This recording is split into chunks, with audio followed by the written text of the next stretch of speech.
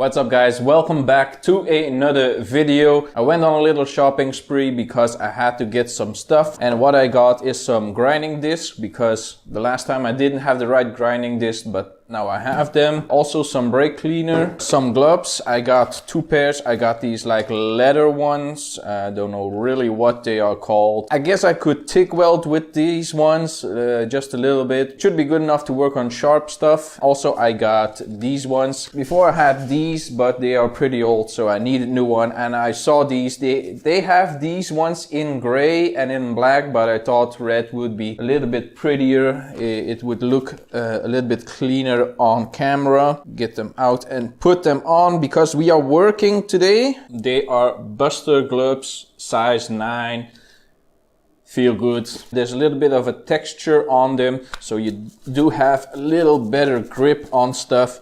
But they look pretty nice, so we have a little bit more grip when we're working. That's always nice. I'm gonna put these gloves in here. I also got this storage box. This is mainly gonna be for my TIG welding stuff. I have some TIG welding stuff right here now. Some rags and some new tungstens and new welding cups. I'm gonna put that all in here so I have better access. It's just cleaner if I have everything laying right here. But that is for off camera. I also got this rod. I didn't buy this rod. Well, it's actually not a rod. It's actually a tube. It's a 8mm tube with a inner diameter of 6, I think. I used this for the Brixton for the license plate holder to get some better support because the old license plate didn't have a third support. So I made one out of this. So it braced the plastic license plate holder a little bit better because with the 2 bolts on top, it jiggles around and it wasn't clean looking. It rattled,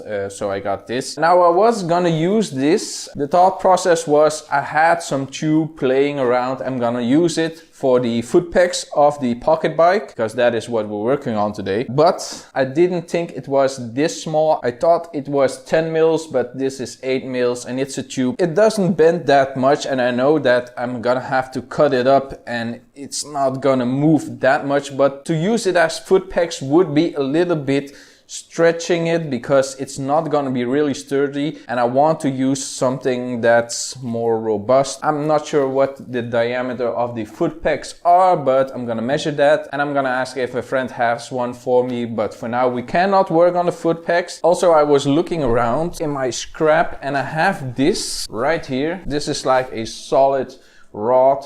It's pretty sturdy. I want to make something that is thick like this, but I don't know if I can weld on it. I don't know if it's hardened steel or mild steel, and it's pretty rusty. So I would have to clean it up. So I don't think I'm gonna use this, maybe for another project. But let's make some room for the bike. As I told you, we're gonna work on the pocket bike again. Let's get over here.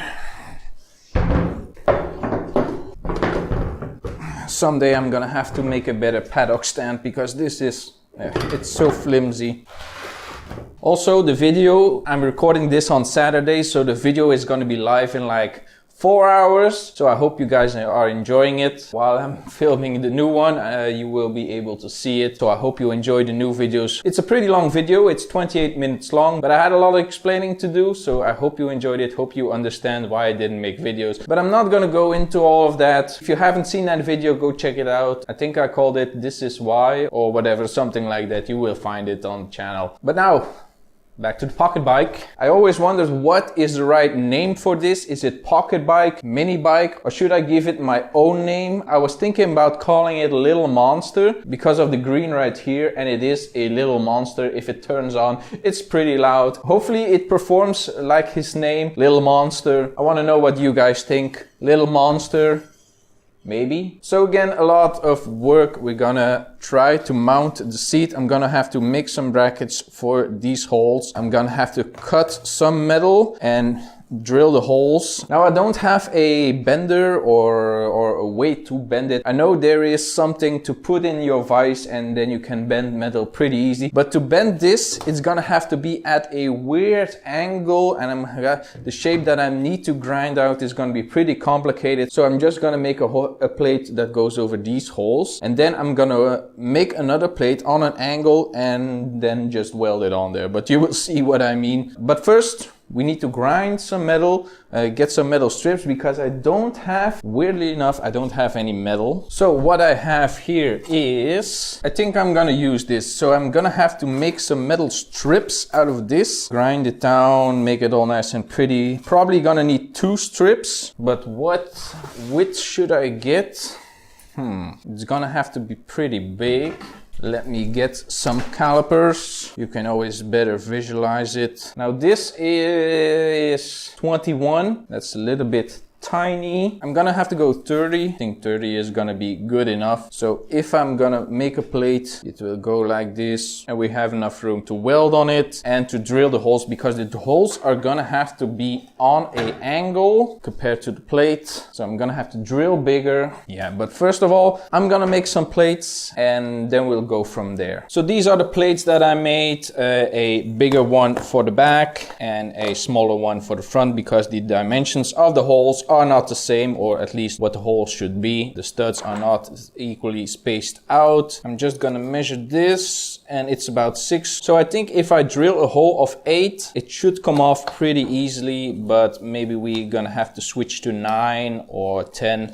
It all depends how easily this comes off. I have to take into consideration that seat is angled right here. If the studs were straight on it, it would be easier, but they're not, so we're gonna have to work it. It's all custom stuff, so yeah. I'm not gonna show you how to drill the holes because that is so boring. What I'm mainly gonna do, I'm gonna divide the plate in 2, and then I'm gonna measure from here to here, divide it by 2, and then I should get the correct position of the holes. Hopefully. I'm not in a professional shop, so everything could go wrong, and depending on the history of this channel, everything will go wrong. So I'm just gonna crack on with it by myself, and then we will see how it goes. So the plates are on there, the holes drilled out pretty nice, so it's time to put it on the bike. Now I already made some spaces for between the gas tank and the back, because I want to have a little bit of space between the tank and the seat. And now I can measure how I'm gonna have to cut the metal. In the back I was thinking about doing it straight, so it's in line with this tube, but I'm not sure about the front, if I'm gonna put it on an angle like this or put it straight and cut it. It's gonna be a little bit of hassle to do this. The back shouldn't be any problem, but I don't know what I want to do.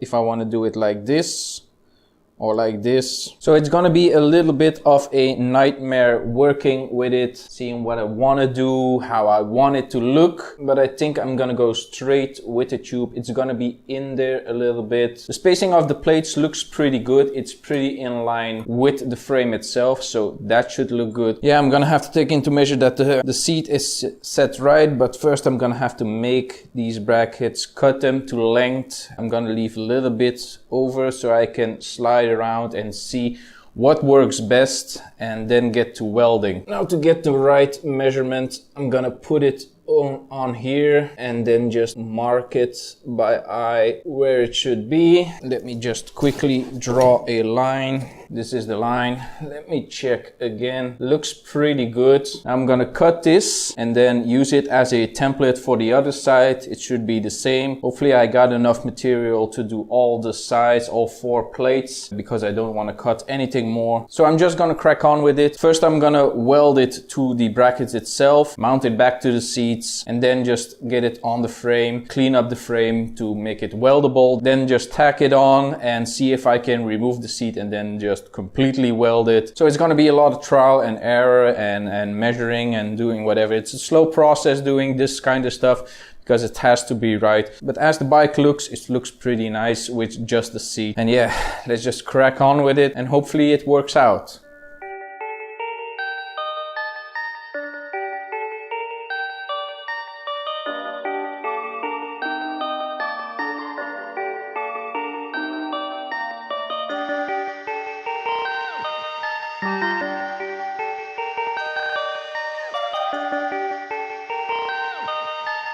Perfect, perfect, perfect, perfect.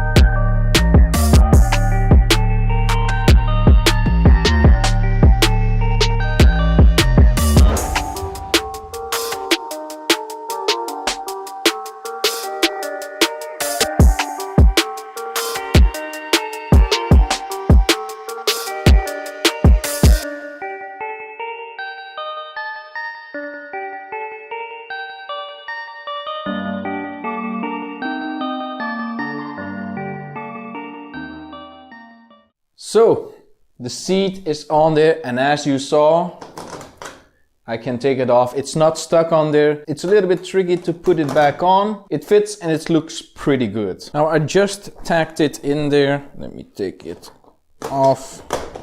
It still looks a little bit janky and it's not really tacked in there, but when it's fully welded, it will look pretty nice. I'm pretty happy about it. It was a little bit of a hassle doing this, but I'm pretty happy with it. Now I'm not really done with the seat because if I put it on there, it flexes a little bit. And that's because when the shrouds were on there, it supported on these tubes and now it doesn't anymore. It's only 2 points. So what I'm gonna do, I'm gonna weld in a plate that supports the seat in the middle. And when I'm done with that, this strut isn't needed anymore. I can take it out and do a proper weld on it. It's gonna be something like here. I'm gonna use thick enough metal, not this type of metal, it's a little bit thicker, so I have a good support. Once it's all welded up and the seat is pretty sturdy, I can take this hoop out because now it's in the way of removing these bolts. It's pretty annoying.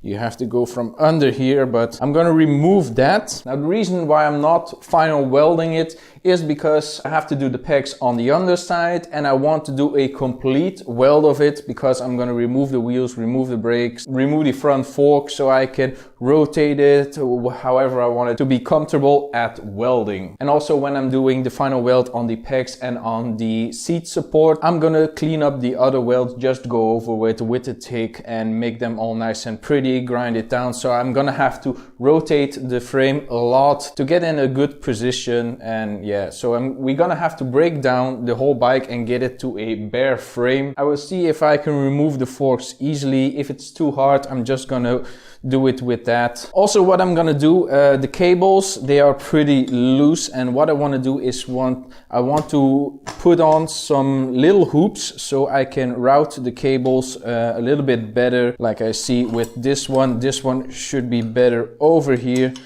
go into here, see, and if it's like that, it would be pretty easier. So I'm gonna make something that is sturdy, where the cables can route into, so it doesn't flex a lot and the cables don't get in the way of anything else. But as it's looking right now, I am pretty happy with it. It's still a lot of work, but this is what I wanted. It is a welding project. It is something I can learn on. What I'm still amazed about it, stuff like this I couldn't do like a year ago because I didn't have a welder, and now I can do so much more. I can put on the seat, I can put on new exhaust. I don't have to search parts for the bike, I can make them. Now I know it looks pretty janky right now as I'm looking at it when nothing is welded or painted, but you guys are gonna be surprised when this bike is done and we can finally take it for a test ride. Now the planning for it, rough planning, is get the seat on there pretty good, do some good welding on the frame, maybe reinforce the